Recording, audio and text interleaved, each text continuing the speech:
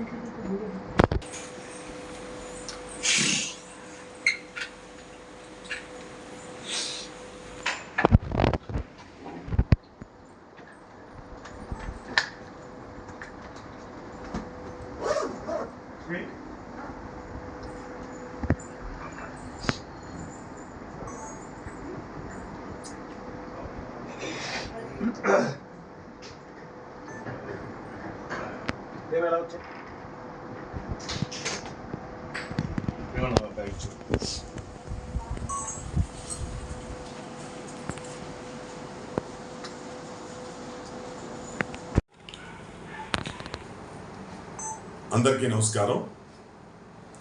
నా పేరు దాడి సత్యనారాయణ, మాజీ డిప్యూటీ మేయర్, అలాగే సోషల్ వర్కర్.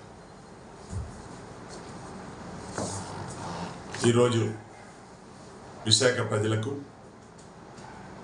అలాగే ముఖ్యంగా మీడియా అండ్ ప్రెస్ మిత్రులందరికీ కూడా నమస్కారాలు తెలియజేస్తూ, నేను విశాఖపట్నంలో పుట్టి పెరిగినటువంటి వ్యక్తిని. చిన్నప్పటి నుంచి కష్టపడి పైకి వచ్చినటువంటి వ్యక్తిని. అలాగే మరి విశాఖపట్నంలో చిన్నప్పటి నుంచి ఇక్కడ పెరిగిన వ్యక్తిని. చిన్నప్పటి నుంచి కూడా నాకు కష్టాలు తెలిసిన వ్యక్తిగా ప్రజాసేవ చేయాలని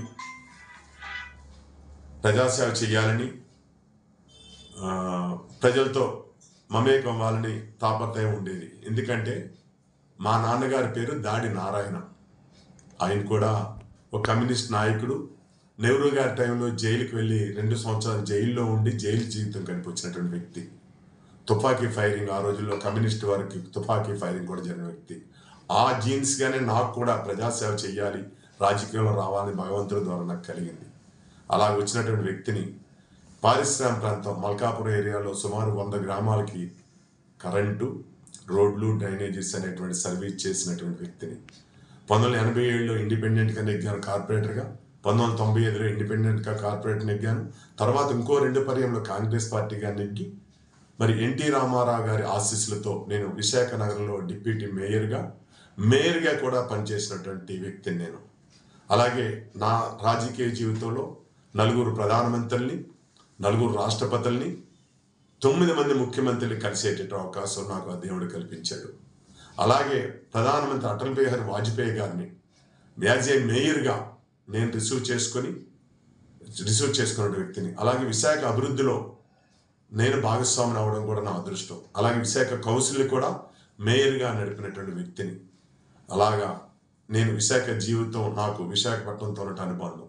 మరి దీంట్లో భాగంగానే నా సర్వీస్ను గుర్తించి గత 4 సంవత్సరాల క్రితం మరి ఐకాన్ సంస్థ వారు, ఇంటర్నేషనల్ ఐకాన్ సంస్థ వారు బేస్మా అవార్డును కూడా నాకు ప్రదానం చేయడం జరిగింది.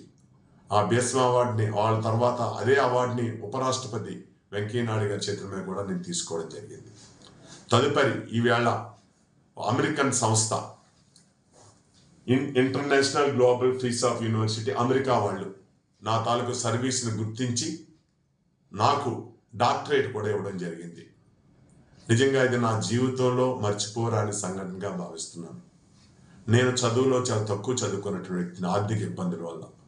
అయినా సరే నా సేవలు గుర్తించి బేస్మా అవార్డు, దాని తర్వాత మరి ఈ మధ్య 3-4 రోజుల క్రితం కూడా నాకు ఈ డాక్టరేట్ ఇవ్వడం అనేది నా జన్మ సార్థకమైంది.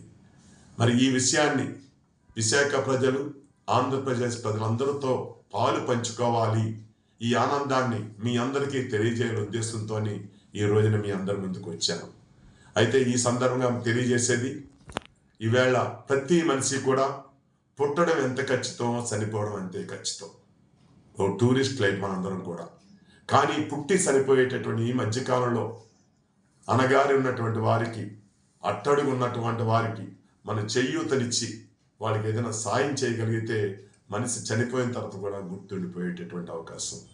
అలాగా దేవుడు నాకు ఈ అవకాశాన్ని ఇచ్చి ఎన్నో సేవా కార్యక్రమాలు నేను చేశాను. ఎన్నో గ్రామాలకు విద్యుత్ ఇచ్చాను, నీరు ఇచ్చాను, రోడ్లు ఇచ్చాను. ఇల్లులు అయితే 10,000 ఇల్లు ఇచ్చాను ఉచితంగా, 10,000 ఇల్లులు. అవన్నీ కూడా నాకు దేవుడు నా చేత చేయించాడు. అది నా గొప్పతనం కాదు. నువ్వు నా తరపున నువ్వు చెయ్యని దేవుడు నాకు అవకాశం ఇచ్చాడు. కావున నేను ఇవన్నీ చేశాను. దానికి గుర్తింపుగానే నాకు బేస్మా అవార్డు, ఇవాళ డాక్టరేట్ వచ్చింది. కావున విశాఖ ప్రజలకి, ఆంధ్రప్రదేశ్ ప్రజలకి అందరికీ సవినయంగా చేతులెత్తి జోడిస్తున్న కోరుకునేది, ప్రతి మనిషి కూడా మన జీవితంలో ప్రజాసేవ చేయాలి, పేదవాడికి చెయ్యి అందించాలి, లేనివాడికి కొద్దిగా ఆ చెయ్యి అందించి ముందుకెళ్తే ఈ అవార్డులంతా అవే వస్తాయి. కావున నాకు ఈ అవకాశం కల్పించినటువంటి ఆ సంస్థల వారికి, ముఖ్యంగా మా విశాఖపట్నం ప్రజలందరి తరపు నుంచి కూడా ఇంకా శుభాకాంక్షలు తెలియజేస్తూ, ఈ 2 అవార్డ్స్తో నాకు ఇంకా నూతన ఉత్తేజం వచ్చింది. ఇంకా పని చేయాలి, ఇంకా పేద ప్రజలు సేవ చేయాలి, పదవితో సంబంధం లేకుండా పని చేయాలి అనేటువంటి దృక్పథంతో నేను చేస్తున్నాను. విశాఖ ప్రజలు మీరందరూ కూడా చేసి రాజకీయ పార్టీలకు అతీతంగా, రాజకీయ పదవులకు అతీతంగా ప్రతి మనిషి కూడా అనగారినటువంటి అట్టడుగు వారికి చెయ్యందించే కార్యక్రమంలో మీరందరూ భాగస్వాములు కావాలని కోరుతూ, మరి ఈనాడు మీ అందరితో మాట్లాడే అవకాశం నాకు ఇచ్చినందుకు ఆ భగవంతుడికి ప్రత్యేకమైనటువంటి ధన్యవాదాలు తెలియజేస్తూ మీ అందరి దగ్గర సెలవు తీసుకుంటున్నా. మీ కుటుంబ సభ్యుడు మీ దాడి సత్యనారాయణ. నమస్తే.